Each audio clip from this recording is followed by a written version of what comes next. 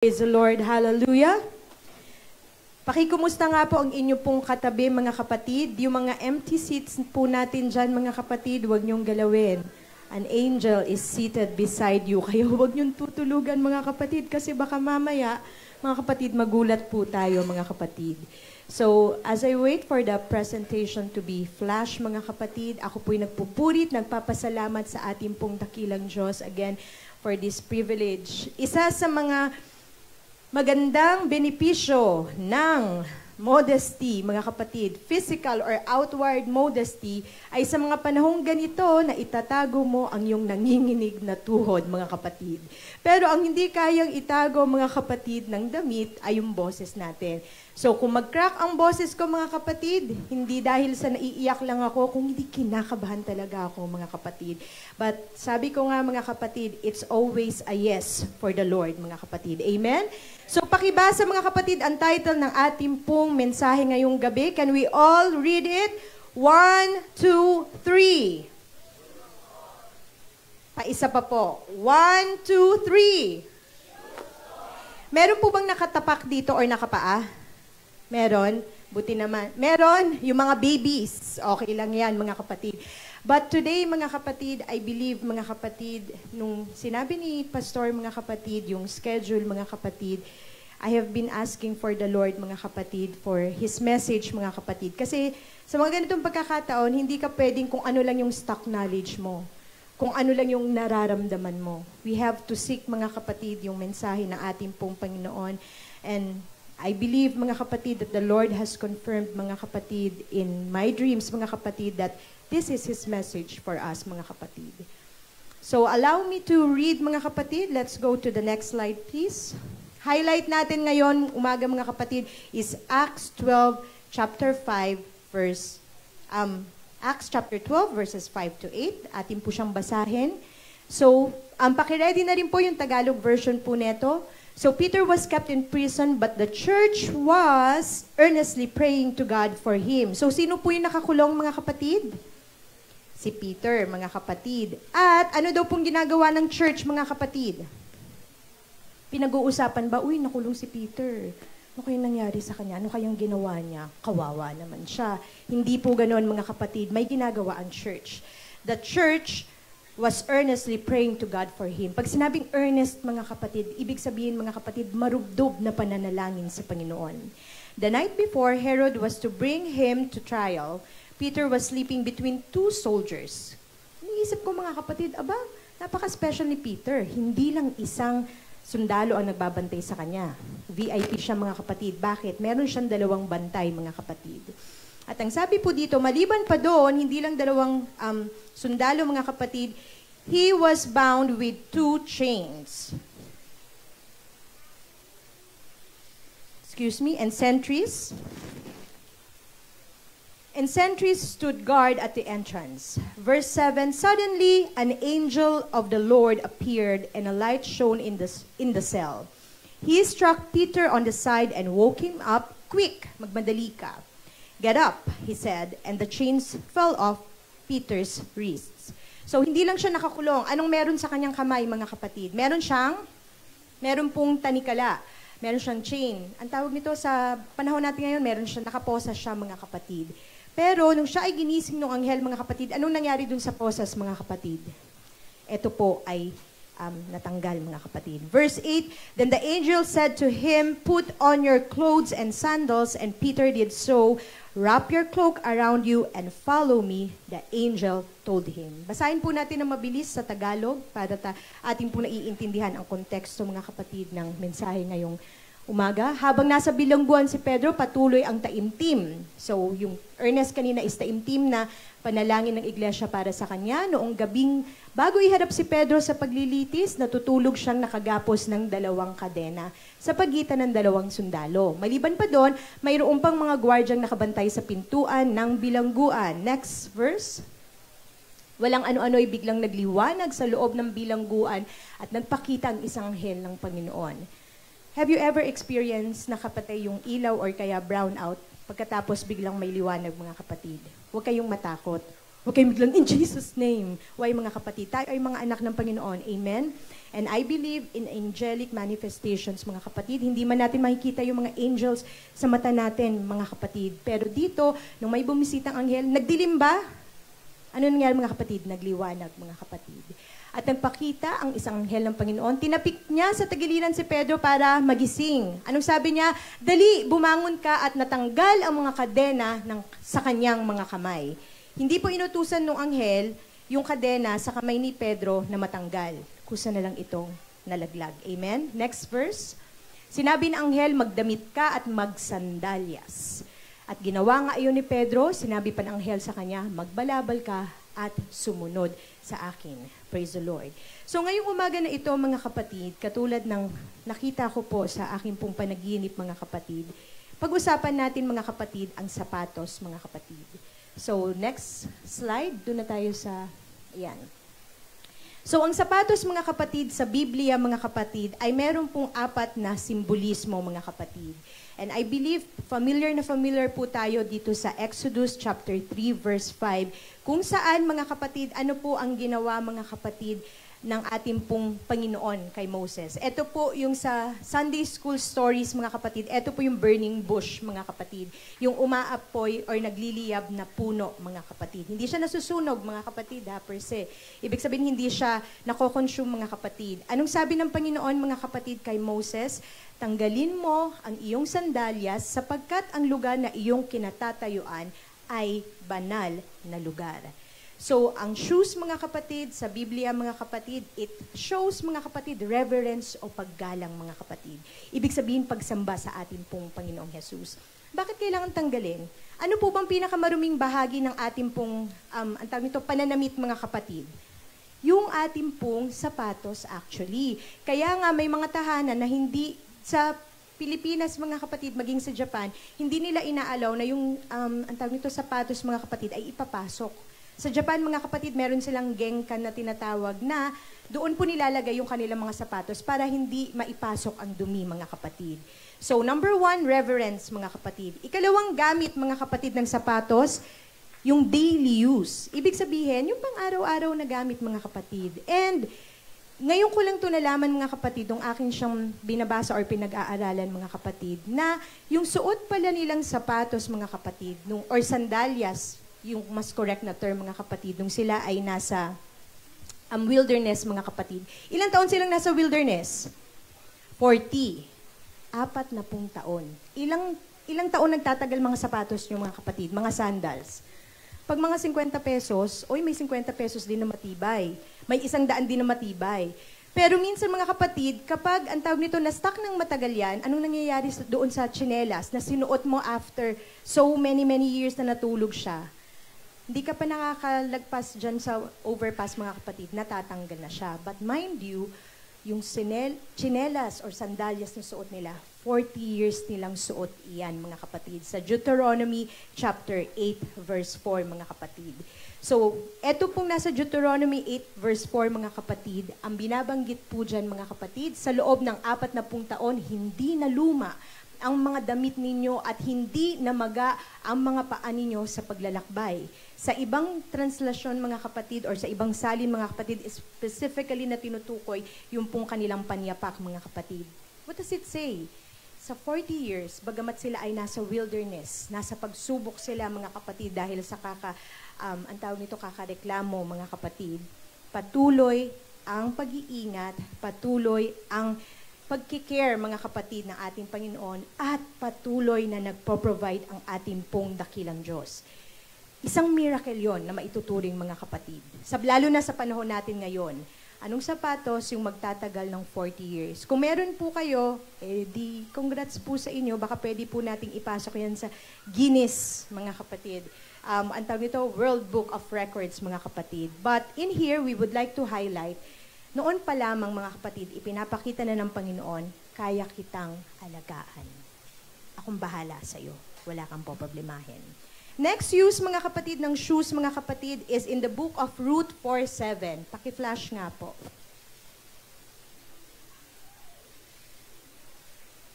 Nang panahong iyon sa Israel para matiyak ang pagtubos ng lupa o ang paglilipat ng karapatan sa pagtubos ng lupa, hinuhubad ng isa ang sandalyas niya at ibinibigay sa isa. So, hindi na ako magtatanggal mga kapatid ng shoes ko. Imagine niyo na lang.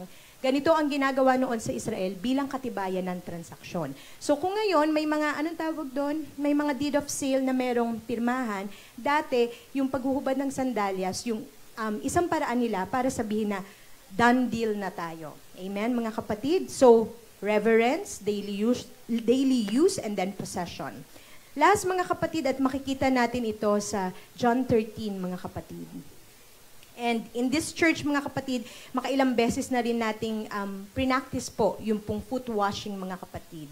So, bagamat hindi sandalyas, yung ating pong hinuhugasan, mga kapatid, kung hindi ang paa, ito pa rin ay nagsisimbolo, mga kapatid, ng paglilingkod, mga kapatid. At sino ang naghugas ng kanilang mga paa? Mga kapatid, ng mga disciples, mga kapatid. Walang iba kung hindi si Jesus. Nung panahon nila na yon, mga kapatid, ang naghuhugas ng mga paa ay yung mga alipin.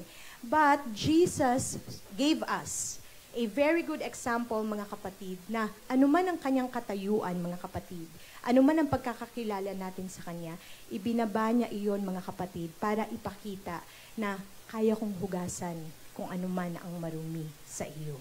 At mind you, pinakamarumi ang paa, mga kapatid, naaalikabukan yan, napuputikan yan, mga kapatid, pero hindi po inanintana iyon ng ating pong Panginoong Jesus.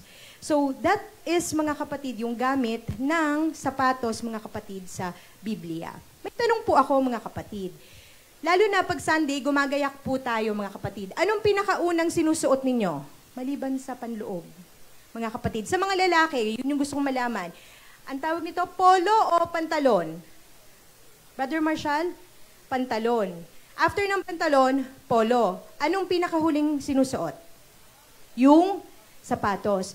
I wonder kung meron dito na hindi pa gayak, naka-undies pa lang, excuse me for the term, pero nagsushoes ka na. Tapos parang, ay, susuotin ko ngayon. Naka-heels ka na, mga kapatid. I doubt it. Why? Kasi yung mga sapatos natin, nasa may bandang pintuan. So definitely, panghulian, mga kapatid.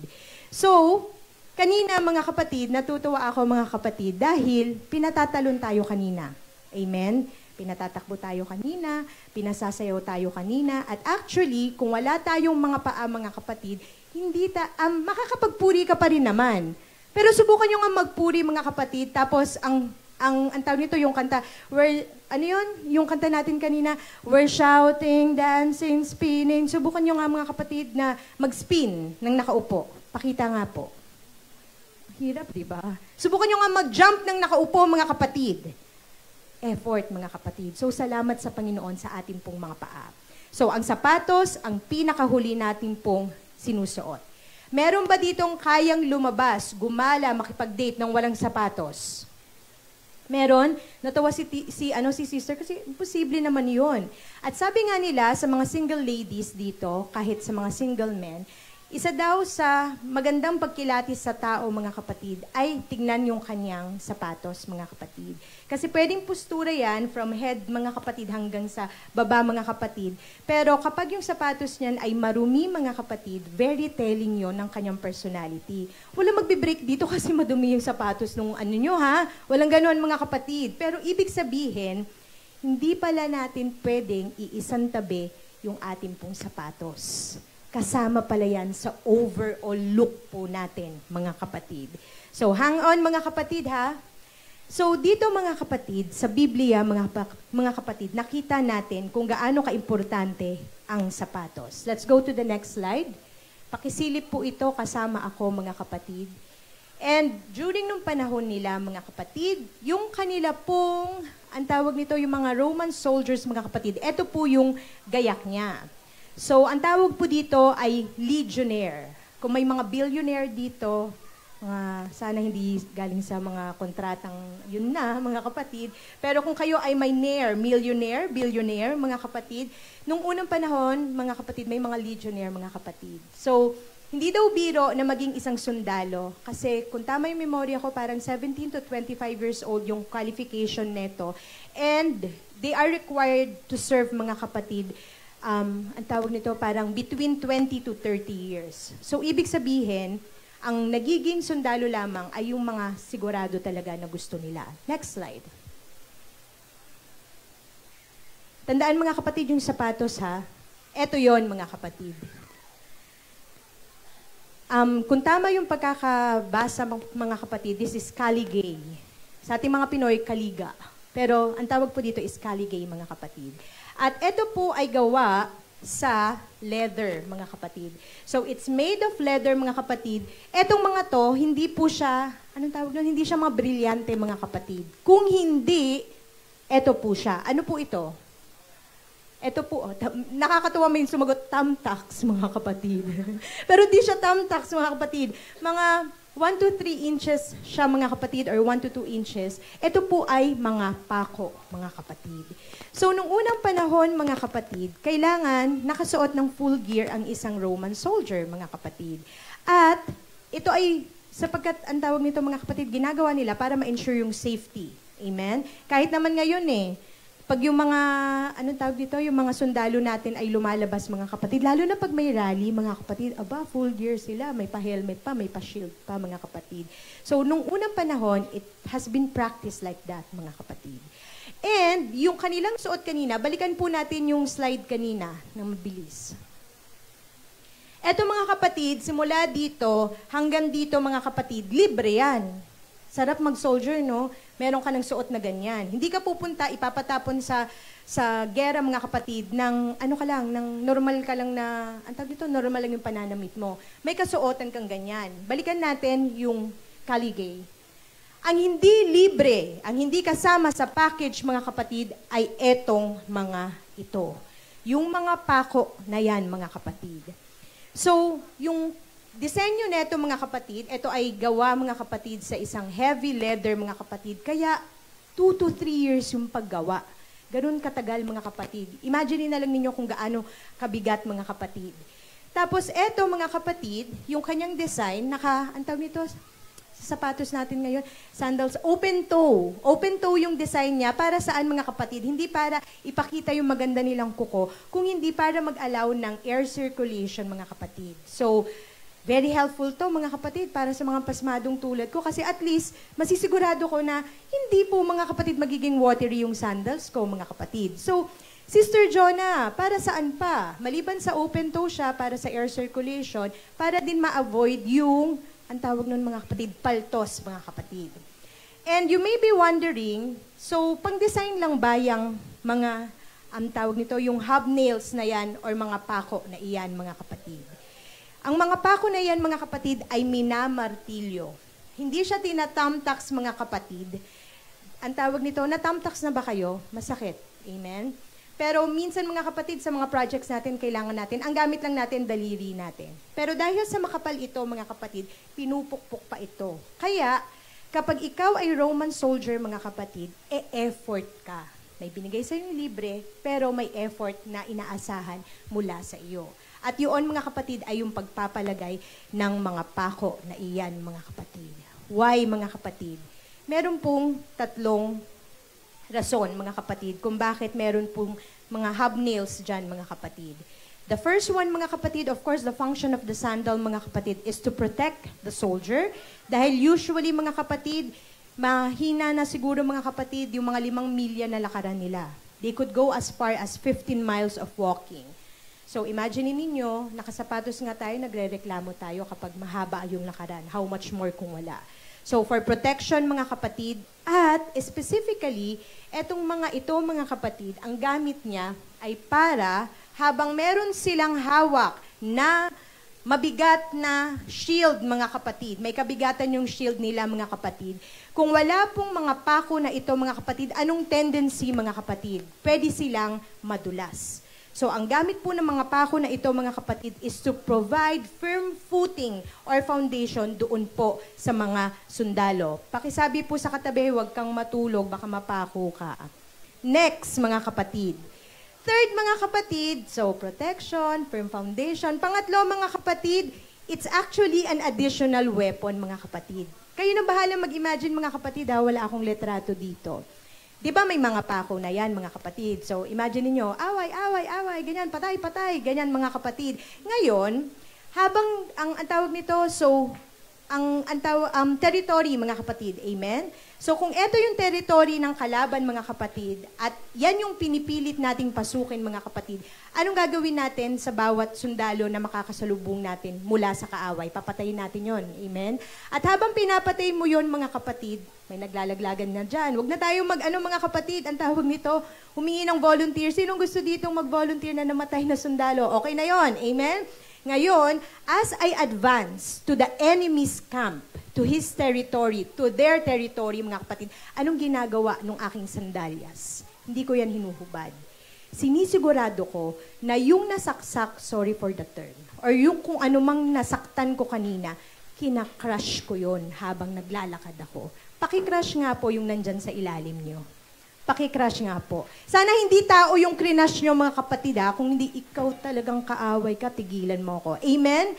So, weapon din siya, mga kapatid. Akala natin, ang weapon natin yung nakikita lang na sword, nakikita lang na kalasag, mga kapatid, even the helmet, mga kapatid, even pala yung sandals natin, yung paa natin, pwede nating gamitin na pantapak sa kaaway, mga kapatid.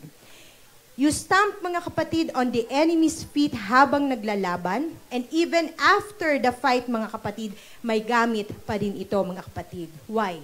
To make sure na hindi na makakatayo pa yung kaaway, mga kapatid.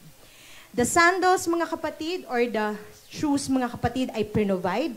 Pero, katulad ng binanggit ko kanina, yung spikes na yan, or yung mga hobnails na yan, ay kailangan nilang effortan, mga kapatid. Hindi po nalalayo sa ating mga Kristiyano or anak ng Panginoon. Naniniwala po ba kayo na kayo ay army ng ating pong dakilang Diyos? Amen? Amen. Ano pong ibig sabihin nito, mga kapatid?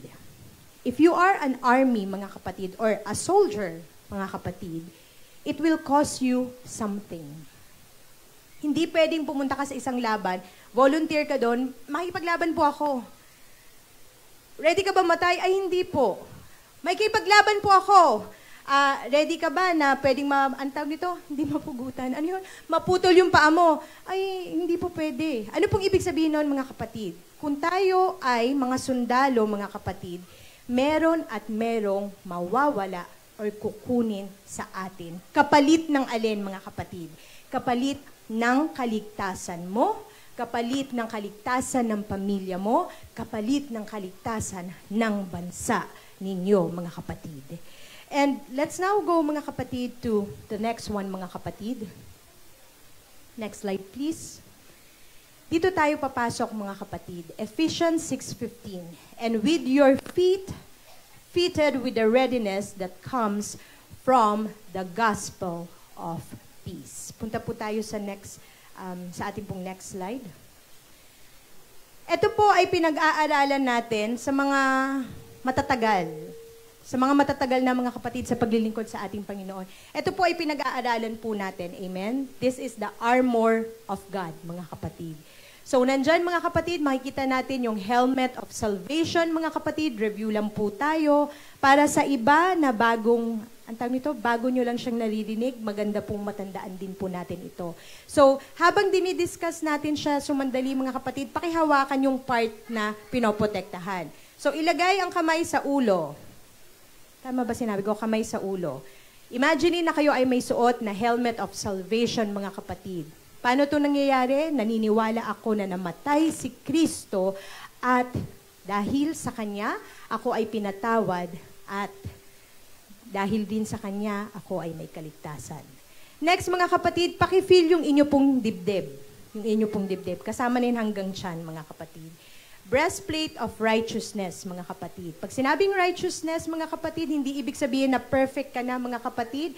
Ito po yung pagiging honest natin, pagiging mabait natin, humble, mga kapatid. At, mga kapatid, maliban pa doon, tinutulungan natin yung mga mahihinang tao. Mapa-physical or mapa-spiritual.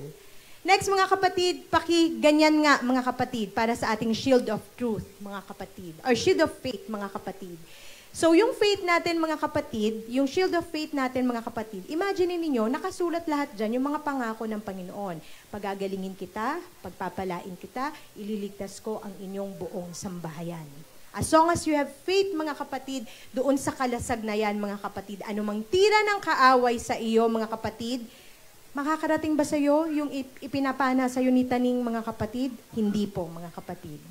Next, paki-feel, dito na tayo sa, kasya pa ba yung belt? Paki-check nga, mga kapatid. So, dito na tayo sa belt, mga kapatid, the belt of truth, mga kapatid. Dahil po, mga kapatid, sa salita ng Panginoon, bilang pundasyon po natin, as long as yung salita ng Panginoon, mga kapatid, yung ating pong, ang tawag nito, yung nagpapasikip sa ating pong buhay Kristiyano, mananatili tayo na hindi po tayo ma-scam, mga kapatid, or mapaprank, mga kapatid, ng mundong ito. Next, mga kapatid, pakiganon nga po. Pwedeng kaliwa, pwedeng kanan, mga kapatid. Pag ganyan lang ginawa nyo, ibig sabihin, ganun lang din kaliit, mga kapatid, yung sword of spirit ninyo. Ito po ay ang mismong salita po ng ating pong Panginoon. So that's our offensive weapon, mga kapatid.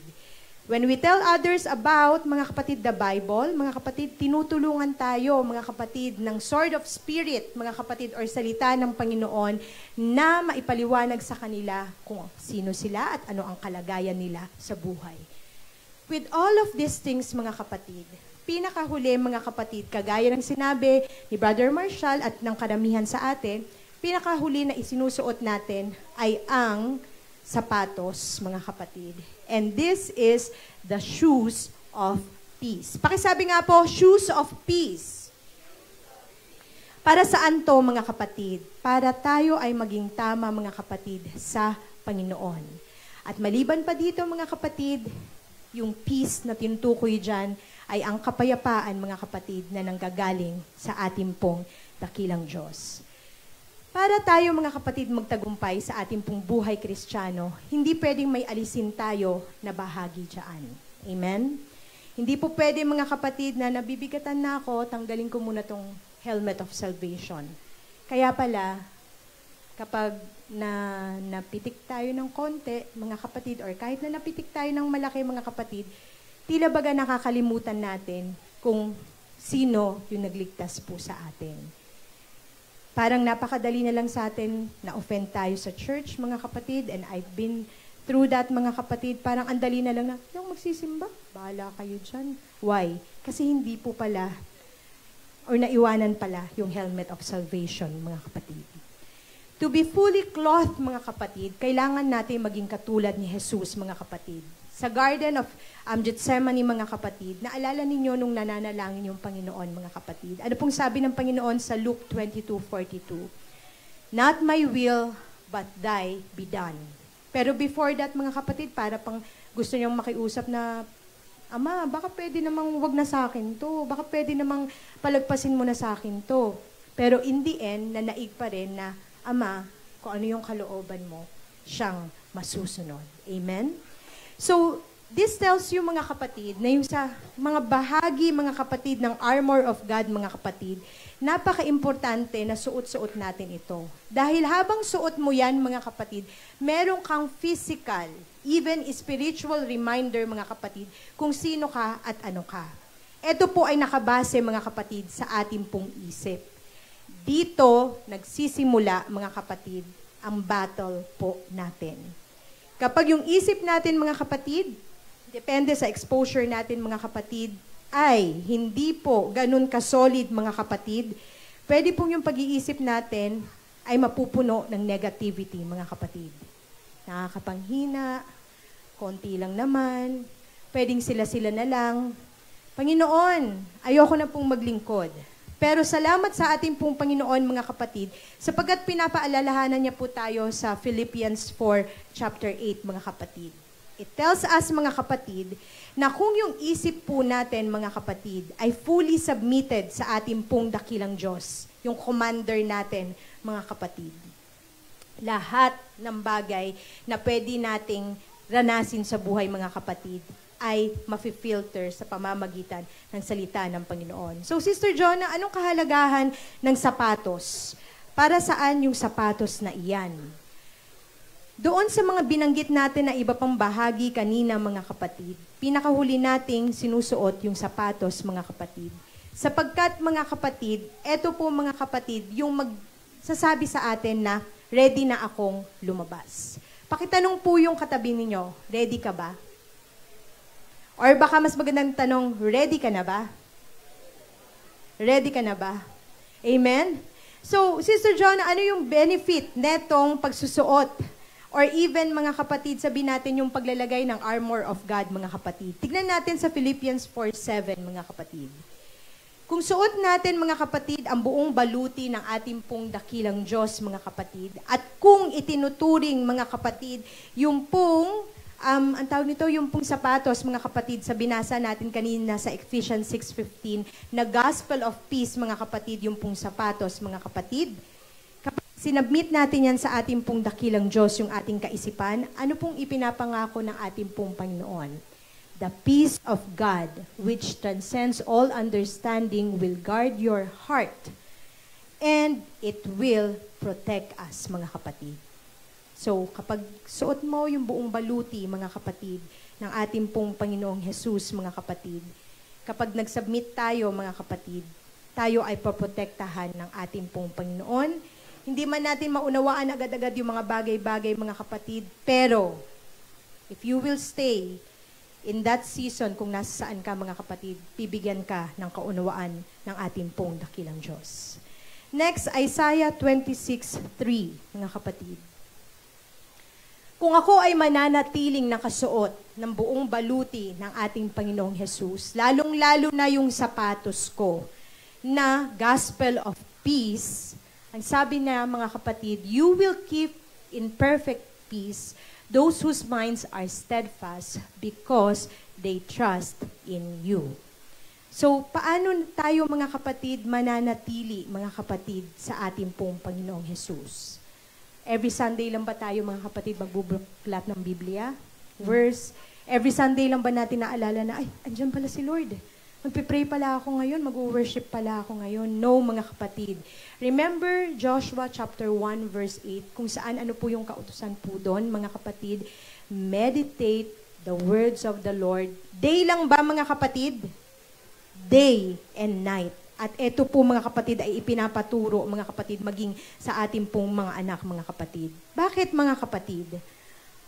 Dahil, mga kapatid, kung tayo ay nagtitiwala po sa ating pong Panginoong Jesus, babasahin natin, mga kapatid, yung kanyang mga salita.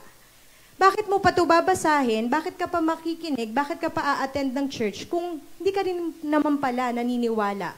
Or kumbaga, mga kapatid, wala kang kumpiyansa sa salita po ng ating pong Panginoong Jesus. Amen? Pero dahil, mga kapatid, ang kaisipan ay nasa ating pong Panginoong Jesus, mga kapatid, whenever we read the Word of God, may problema kayo sa bahay, pagkatapos, mga kapatid, yung mga bills ay hindi po natatapos, mga kapatid, ng pagdating, mga kapatid, the Lord will remind you in His words, mga kapatid, na I got you. Psalms 23:1. The Lord is my shepherd, I shall not want.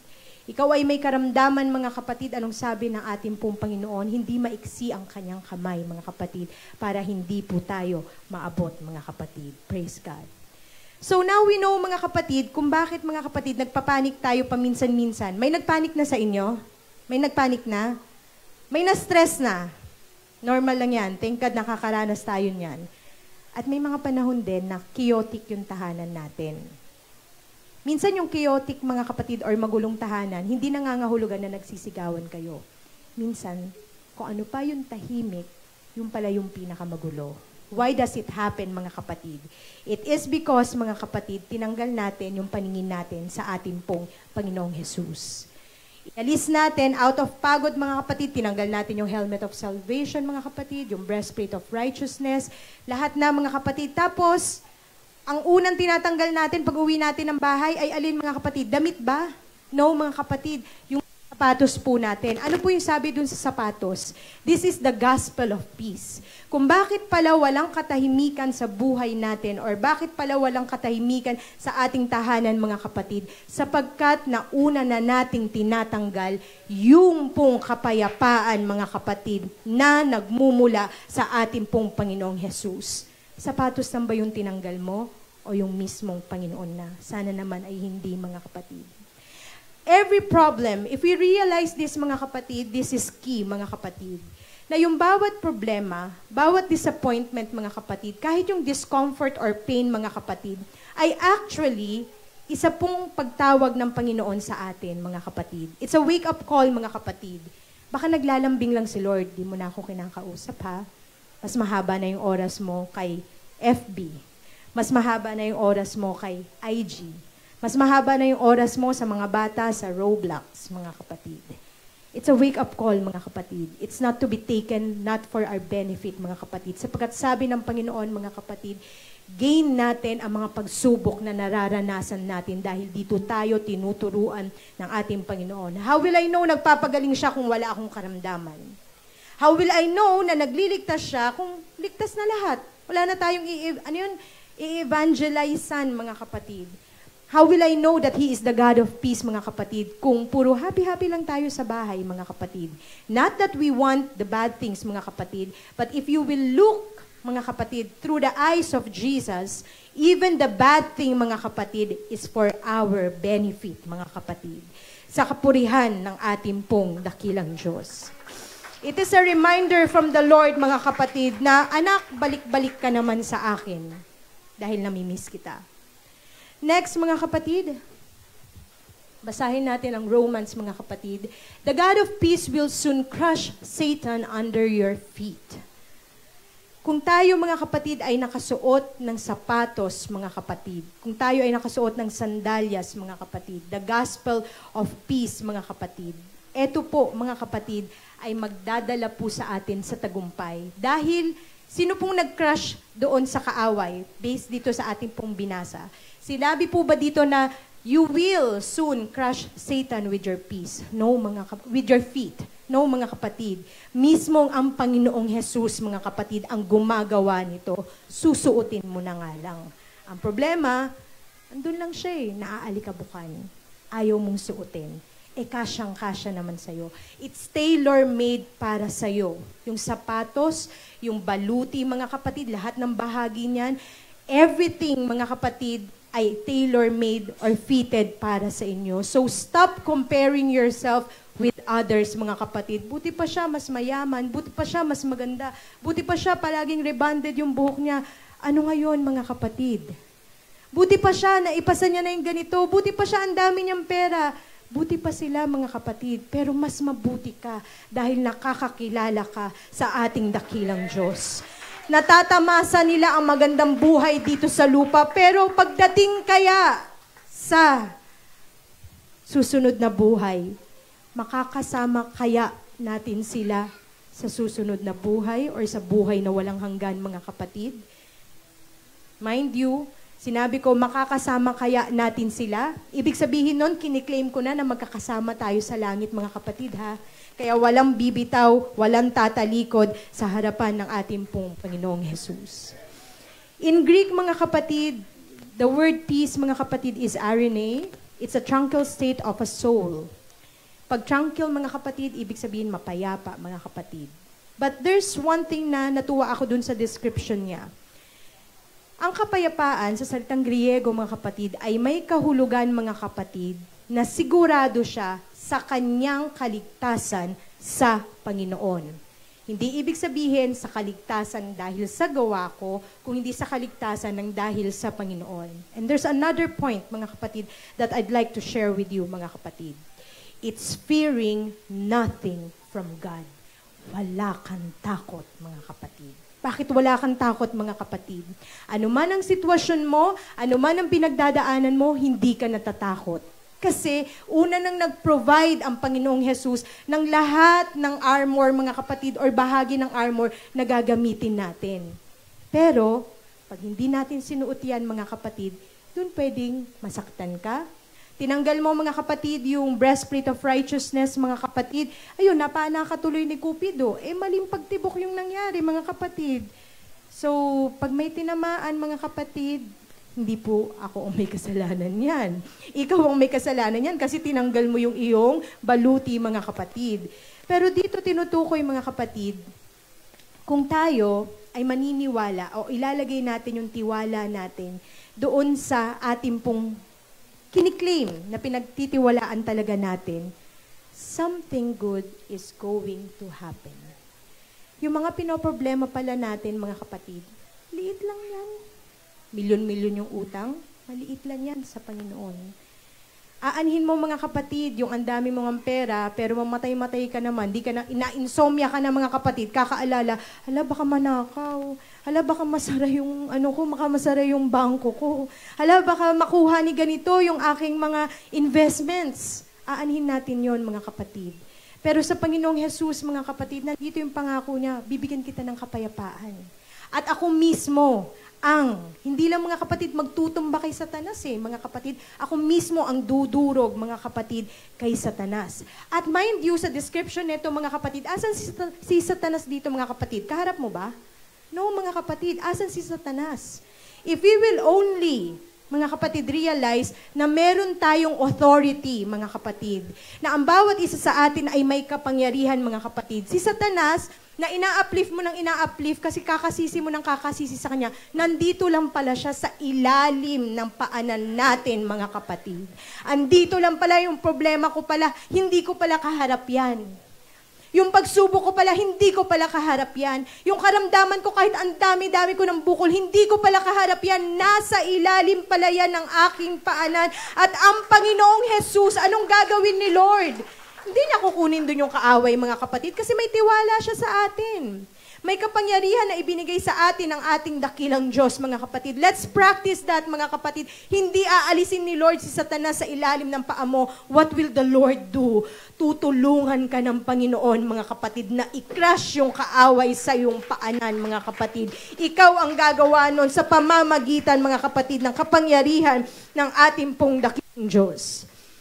Even the disciples, mga kapatid, kahit na nakasama na nila 24/7 yung ating pong Panginoon, nung siya ay napako, mga kapatid, sa krus ng Kalbaryo, namatay siya, mga kapatid, nung nawala na siya, mga kapatid, ano pong nangyari sa kanila? Nag-revival ba sila ng nag-revival? Tara, wala na si Lord, tara, humayo na tayo. Dumating din sila sa point na naupo sila, nag-alala, maaaring nagtanungan. Ano na yung susunod? Wala na si Lord, di na natin siya kasama. In John chapter 20, mga kapatid, doon natin makikita, mga kapatid, na tahimik sila, mga kapatid. At eto, mga kapatid, imagine ninyo, narinig mo na kung paano magturo si Jesus. Nakita ng iyong mga mata, yung mga mirakulo na kanyang ipinakita, or ang tawag noon, mga kapatid, yung kanyang mga ginawa, mga kapatid. Pero, mga kapatid, nagkaroon pa rin sila ng takot para sa kanilang buhay, mga kapatid, sa mga Hudyo, mga kapatid. Dahil sila ay pwedeng makulong, pwedeng mapatay, mga kapatid. Subalit, mga kapatid, nang ang ating pong Panginoon, sa gitna ng napakagulo na sitwasyon, namatayan sila ng kaibigan, namatayan sila ng tagapagturo, mga kapatid, namatayan sila ng kinukonsider nila na pamilya. Natatakot sila, mga kapatid, para sa kanilang buhay, mga kapatid. Sa John chapter 20, verse 19, let's read this one, mga kapatid. And I'd like to summarize it with this one, mga kapatid, with this point. Yung ating pong Panginoon, in the middle of everything, mga kapatid, anong sabi niya, mga kapatid? Pumunta siya doon, dumating siya, at anong sabi niya? Peace be with you. At nung sinabi ng Panginoon na ang kapayapaan ay sumainyo, mga kapatid, lahat ng inaalala nila, lahat ng mga takot nila, mga kapatid, ay biglang naglaho nang magsalita ang ating pong Panginoong Jesus. It takes just one word from the Lord, and He always has the last say in every situation ng ating pong buhay. Ano pa man ang sabihin ng x-ray, ano pa man ang sabihin ng mga doktor, ano pa man ang sabihin maging ng mga abogado, mga kapatid, my God has the last say in my life, mga kapatid. My God, mga kapatid, gets the honor and the glory for everything that He will do in my life, mga kapatid. Napakabuti ng ating pong dakilang Diyos, mga kapatid. Bigla nilang naalala nung magsalita ang Panginoon na, oo nga pala, dakila yung Diyos na pinaglilingkuran natin. Oo nga pala, bagamat hindi na natin siya physically, binigyan niya tayo ng kapangyarihan. Pumasok siya mismo sa kaloob-looban natin sa pamamagitan ng kanyang banal na espiritu. So hindi lang siya another separate body, mga kapatid, kung hindi nasa atin na ang ating pong Panginoong Jesus, mga kapatid. Kapag kilala mo ang ating pong dakilang Diyos, alam mo kung sino siya, mga kapatid, at ano ang kanyang magagawa, mga kapatid, nagiging weapon mo ito laban sa kaaway, mga kapatid. We always hear, mga kapatid, for every negative thing, mga kapatid, you pronounce the name of Jesus at tatakbo ang kaaway, mga kapatid, papalayo sa iyo, mga kapatid. Doon po sa Book of Acts na ating pong binasa, mga kapatid, sa simula kanina, mga kapatid, dinescribe doon na yung mga kadena ay natanggal. Amen? Ibig sabihin nalaglag, even without the command. Maybe, kinumand yon, hindi lamang naisulat, mga kapatid. Pero the idea there, mga kapatid, hindi sinabihan, inutusan, or it's not in the Bible na sinabi na, sinabi ng anghel doon sa mga kadena na kumalag kayo. Kusa na lang siyang nalaglag, mga kapatid. The angel of God gave Peter specific instructions, mga kapatid. May spesipikong mga bagay na binanggit ang anghel ng Panginoon. Magbihis ka, isuot mo yung sandalyas mo. The angel, or even God Himself, mga kapatid, can actually, pwede nang magicin ni Lord yun eh. Amen? Pagpasok doon ng anghel, mga kapatid, imagine niyo nalaglag na lang yung mga tanikala. Pagkatapos, paghawak ng, ang tawag nito, paghawak ng anghel, or paggising ng anghel kay Peter, mga kapatid, bigla na lang lumakad yung mga damit para masuot ni Peter, mga kapatid. Tapos bigla na lang lumakad yung sapatos or sandalyas, nakasuot na sa paa niya. Para ang gagawin na lang ni Peter, anong gagawin niya, mga kapatid? Tayo na lang siya. Tapos, tara let's, alis na tayo. But no, mga kapatid. Nandun yung mga specific instruction for a reason, mga kapatid. Because just like Peter, mga kapatid, even if everything is present, even if everything is provided, kahit na naririyan na lahat ng bagay sa harapan mo, kahit na ibinigay na yan lahat sa iyo ng Panginoon, kung hindi mo yan hahawakan, kung hindi mo yan titikman, kung hindi mo yan gagalawin, walang magbabago sa sitwasyon mo. Kahit napakasarap na pagkain na yan, mga kapatid, imagine ninyo may lechon dito. Wag ako, mga kapatid, may lechon dito, mga kapatid. Imagine, mga kapatid, sarap naman ng lechon. Ganun po ba tayong klase ng Kristiyano? Parang ang sarap naman pumunta doon. Pero may pamasahe.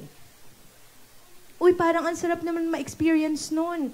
Pero ayaw galawin yung kanyang mga kasuotan, mga kapatid. Peter experienced, mga kapatid, his freedom, mga kapatid. Kahit na yung iba, ang sabi, sama pala ng Diyos nyo kasi nagpapatakas siya ng nakakulong eh. O hindi hindi siya masama. Buti nga hindi ka napatay nung sinabi mo yan eh. But kidding aside, mga kapatid, napakabuti ng ating pong dakilang Diyos. Kasi pwede naman, mga kapatid, na si Peter, nanatili na lang siya doon tapos mabulok na lang siya sa kulungan, mga kapatid. Kasi may kaisipan naman tayo na magre-raise naman ng Panginoon ng mga bagong manggagawa sa kanyang gawain. No, mga kapatid. There is something in Peter na alam ng Panginoong Jesus na very special sa kanya. Kung kaya ang buhay ni Peter, mga kapatid, ay kailangan maging buhay na patotoo doon sa mga iba pa niyang kakilala at disipulo, mga kapatid. Pwedeng nakulong na lamang siya doon, mga kapatid, at nanatili siya doon, mga kapatid, but no, mga kapatid. Ang ginawa ni Peter, sinunod niya yung sinabi ng anghel. Maaring nagbago or magbago yung nakasulat sa Biblia. Kung nakalagay doon, mga kapatid, kasalanan, mga kapatid, yung magdagdag at magbawas sa salita ng Panginoon. So, ano lang to, mga kapatid, wala to sa Bible, mga kapatid.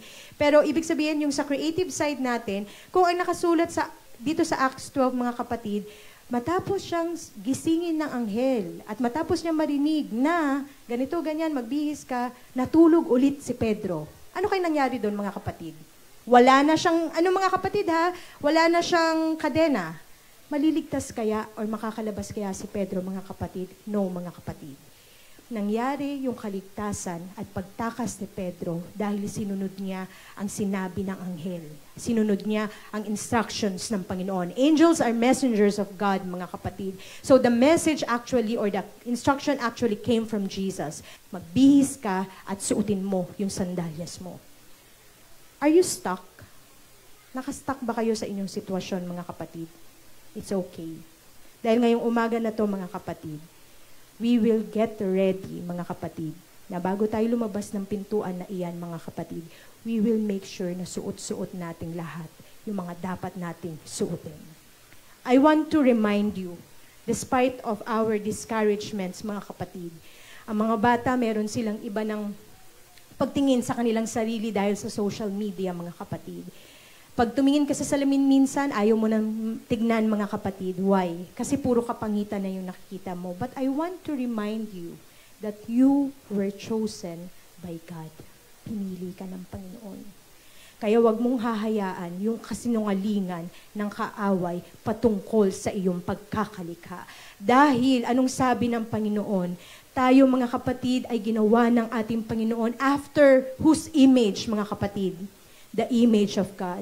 So every time na nanghihina ka, every time na ang pangit ng tingin mo sa sarili mo, every time, mga kapatid, na nagdududa ka, iniinsulto natin yung gumawa sa atin, mga kapatid. And imagine how painful it could be, mga kapatid, para sa Panginoon na hiningahan ka ng ating pong dakilang Diyos, and yet you doubt your capabilities. You doubt, kaya ko ba itong gawin, Panginoon? Pero anong sabi ng Panginoon? I can do all things, mga kapatid. Anong sabi ng salita ng Panginoon? I can do all things through Christ who gives me the strength, mga kapatid. So Satan, all your lies, stop now. Lahat ng kasinungalingan ng kaaway, mga kapatid, ay tapos na ngayong oras na ito, mga kapatid. Huwag nyo nang balikan, mga kapatid. You are a soldier of God. Gulat ka ba? Hala, etong hina-hina ko na to, eto palang feeling ko wala akong kwenta. Ito palang hindi nakakasunod, hindi nakaka-attend faithfully sa mga gawain ng Panginoon. Ako pala ay pinili ng Diyos para maging sundalo niya. Yes, you are, my sister. Yes, you are a soldier of God, my brother. But here's the challenge, mga kapatid. Take on the whole armor of God. Hindi sinabing piliin mo kung ano yung gusto mong suotin. No, mga kapatid. But ang sinasabi dito, mga kapatid, yung kabuuan ng mabuti, mga kapatid. And even, mga kapatid, another point that I'd like to make, mga kapatid, kahit suot-suot mo na, mula ulo hanggang sa iyong pangilalim, mga kapatid, meron ka ng sword, meron ka ng shield, mga kapatid, kahit nasuot mo pa yan, mga kapatid, or hawak mo na yan, mga kapatid, never forget to put on your shoes, mga kapatid. You can appear perfect, mga kapatid. Suot-suot mo yung pinakamatibay na kalasag, mga kapatid, or hawak mo siya. Hawak-hawak mo yung pinakamatibay, mga kapatid, na ang tawag nito, yung sword or espada, mga kapatid. But remember that you must not leave your house or umalis ka, mga kapatid, at magpunta sa kung saan man nang hindi mo suot ang iyong sapatos. It should be complete. Never forget, mga kapatid, ang gospel of peace, mga kapatid. Never forget the gospel of peace, mga kapatid. Why, mga kapatid? This gospel of peace, mga kapatid, yung nasa pinakababa, yung ating pong paanan, mga kapatid, or paa, mga kapatid. This gospel of peace, mga kapatid, it shows, mga kapatid, yung kahandaan natin, mga kapatid, sa pagbabahagi ng salita, mga kapatid, ng ating Panginoon. Ano ang salita ng Panginoon? This is, mga kapatid, kapayapaan, mga kapatid. Aside from that, without our shoes, mga kapatid, we will lose stability, mga kapatid. Hindi tayo makakatayo ng mabuti, mga kapatid, kung mabato na yung ating pong pupuntahan, kung hindi ka nakasapatos, mga kapatid. We have to wear our shoes, mga kapatid, the shoes of peace, mga kapatid, para tayo, mga kapatid, ay maging unmovable or hindi po natitinag, mga kapatid, kahit tayo ay humarap sa mga spiritual attacks, mga kapatid, or anumang destruction, mga kapatid. Yung mga spikes sa ilalim niyan, mga kapatid, eto po, mga kapatid, ay proteksyon natin, mga kapatid, sa trap ng kaaway, mga kapatid. Allowing us to move forward ng may kalayaan at safe, mga kapatid. And of course, mga kapatid, hallelujah, we have to be ready, mga kapatid, to share the gospel of Jesus, mga kapatid. And with that, mga kapatid, because of the shoes, mga kapatid, we will help a soul, mga kapatid, na mahanap niya yung kaligtasan, mga kapatid, papunta, mga kapatid, sa pangalan ng ating pong Panginoong Jesus, mga kapatid. We tend to be busy wearing our own clothes, mga kapatid. Minsan suot na rin natin yung sapatos natin. Ganda pa. Pero ang nakakalungkot, mga kapatid, hindi natin sinishare, uy, saan mo nabili ang damit na yan? Sa UK. San banda? Basta dyan lang sa tabi-tabi. Alam niyo yung UK, mahal yon, mga kapatid. Uy, saan mo nabili yung sapatos mo? Doon lang sa Orange app. Saan mo nakuha yan? Sa marketplace. Pero ayaw natin banggitin yung pong detalye. Kasi mahirap na. Gigatekeep ko to kasi maganda yung brand na yun eh. That's the same thing na nakakalungkot na nangyayari sa atin, mga kapatid. In my dream, mga kapatid, everyone was so busy, mga kapatid. Nasa gawain yon, mga kapatid. 2 beses ko siyang napanaginipan, mga kapatid. Kaya sabi ko, nung una, mga kapatid, pinakonfirm ko sa Panginoon. Kasi hindi pwedeng managinip ka lang, tapos nanaginip ka ng pera, ay, yayaman ako kagad. No, mga kapatid, it has to be confirmed. And it has to be, mga kapatid, aligned with the Word of God para malaman natin na yung panaginip na yun ay galing talaga sa Panginoon. And in the dream, mga kapatid, busy-busy, mga kapatid, tapos aalis na. May pupuntahan tayo na iba pang gawain. But the problem is, hindi mahanap yung sapatos. Second dream, mga kapatid, pangalawang pagkakataon. Uy, tara na. Busy-busy tayo lahat, mga kapatid. Nag-aayaan tayo. Alam mo, napapasakay na ng van, mga kapatid. Alam ko, nasasakay na ng van. Pero ang dami dong sapatos, mga kapatid. Tapos hindi tayo makapili kung alin doon sa sapatos na mga iyon yung susuotin natin, mga kapatid. So when I ask the Lord, mga kapatid, ano yung mensahe mo, Panginoong Jesus? Hindi lang para sa akin, kung hindi para sa church.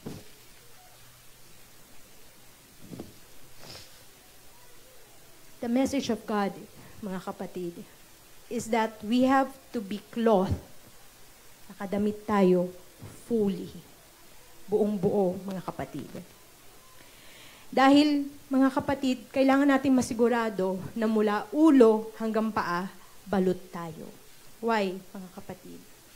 Dahil kahit na balot tayo, mga kapatid, mula ulo, mga kapatid, hanggang sa baba. Kapag nakalimutan natin, mga kapatid, yung panyapak natin, mga kapatid, kahit na meron tayong kalasag at meron tayong espada, mga kapatid, kahit na may proteksyon yung ating ulo, yung ating katawan, mga kapatid. Pero kung bare or hubad yung ating pong mga paa, mga kapatid, wala tayong mapupuntahan. Mananatili tayo sa lugar kung nasa saan tayo, mga kapatid. And there's another thing, mga kapatid. Akala natin, maganda dun sa panaginip, mga kapatid, is because we're busy in the work of God. Ibig sabihin, mga mananampalataya na ito, na busy sa mga gawain sa Panginoon, program after program after program, sports fest after sports fest, evangelism after evangelism, mga kapatid. But, mga kapatid, may isa pang tanong, mga kapatid.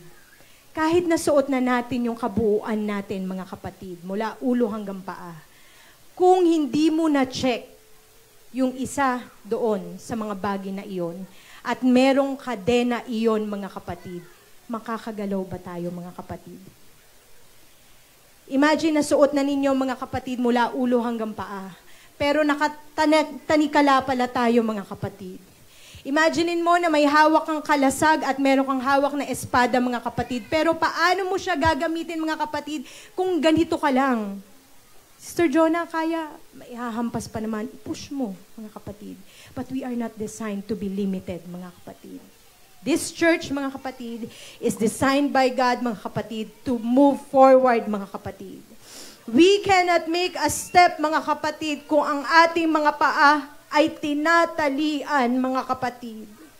Minsan, mas madaling manisi ng ibang tao. Kaya nakatali kasi tinalian niya. Kaya nakatali kasi hindi tinanggal ni pastor. But you are given the power, the same equal power, mga kapatid, mula sa ating pong Panginoong Jesus, mga kapatid. Hindi siya namimili ng tao, kailangan graduate ka ng ganito, kailangan eto yung level mo, kailangan eto yung ganda mo. We are all equal, mga kapatid. But the Lord is asking us, mga kapatid, nakasuot ka na ba ng sapatos, mga kapatid? The Lord is basically asking each and every one of us, regardless kung ikaw ay matanda na sa Panginoon or bata ka pa lang sa Panginoon, ibig sabihin bago kang bautismo, mga kapatid. The Lord is asking you to check, mga kapatid, from your head down to your feet, kung suot mo pa rin ba ang baluti ng ating pong Panginoong Jesus. That is bought by a price, mga kapatid. Yung ating pong baluti, mga kapatid, maging ang ating kaligtasan, katulad ng inawit po natin kanina, mga kapatid, ay hindi lamang, mga kapatid, minagic ng ating dakilang Diyos. Anong ginawa po ng ating pong Panginoong Jesus, mga kapatid? Nagpabayubay siya, mga kapatid, sa krus ng Kalbaryo para maligtas ka, para maligtas siya, para maligtas ako, upang maligtas tayong lahat, mga kapatid.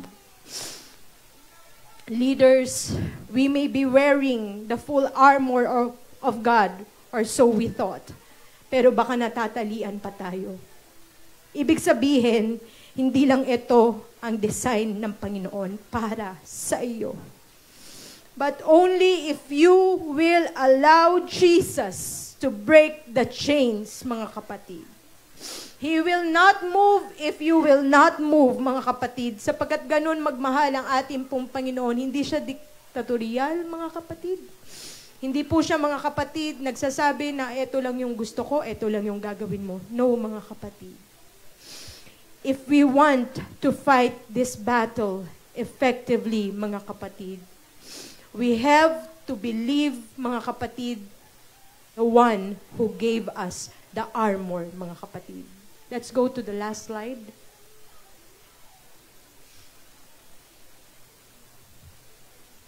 Second to the last, please. Yung slide po before neto. I am challenging you today, mga kapatid. Huwag tayong matuwa sa mga programa lamang, mga kapatid. Huwag tayong matuwa, mga kapatid, dun sa pa-attend lamang. I'm sorry to say this, mga kapatid. Kung ang pamilya ninyo ay nananatili sa sitwasyon na matagal nyo na yung iniinda, hindi ang Panginoon ang may problema. Kung stagnant ka, at nananatili kang stagnant hanggang ngayon, at walang pagbabago sa sitwasyon mo, hindi ang Panginoon ang may problema. There was even a testimony, mga kapatid, sa Amerika, mga kapatid. Basta sa ibang bansa, mga kapatid, 55 years, 55 taon siyang naglilingkod sa Panginoon. Believe it or not, hindi pa niya naramdaman, hindi pa niya naranasan yung magsalita ng iba't ibang wika. So, 3 days, mga kapatid, nagstay siya doon. I think it's a pastor or an evangelist, mga kapatid. Nagstay siya doon, mga kapatid. Magmi-minister siya, mga kapatid, ng ilang linggo. Sinabi ng pastor na, etong miyembro ko na to, hindi pa to nakakatanggap. Anong background? Nag-background check sila. 55 years nang naglilingkod yan, hindi nakakatanggap. Why, mga kapatid? Kinausap niya yung tao, nag-pray sila. Walang nangyari. The next Sunday, mga kapatid, sabi nung pastor, hindi ako papayag na hindi ito makaka-receive. Kasi pinangako ng Panginoon na ibibigay niya ang kanyang banal na espiritu sa bawat isa sa atin. And as he was praying, mga kapatid, kinausap niya yung tao, ano sa palagay mo yung dahilan? Bakit hindi ka nakakatanggap ng banal na espiritu? Siyempre, mga kapatid, ibig sabihin nun, baka pinapa-confess siya, mga kapatid, tama? Pero wala pong maalala yung lalaki na yun. Hanggat sa nag-pray yung pastor at sinabi, Panginoon, i-reveal mo sa akin kung ano yung dahilan bakit hindi siya nakaka-receive ng Holy Ghost. And then the Lord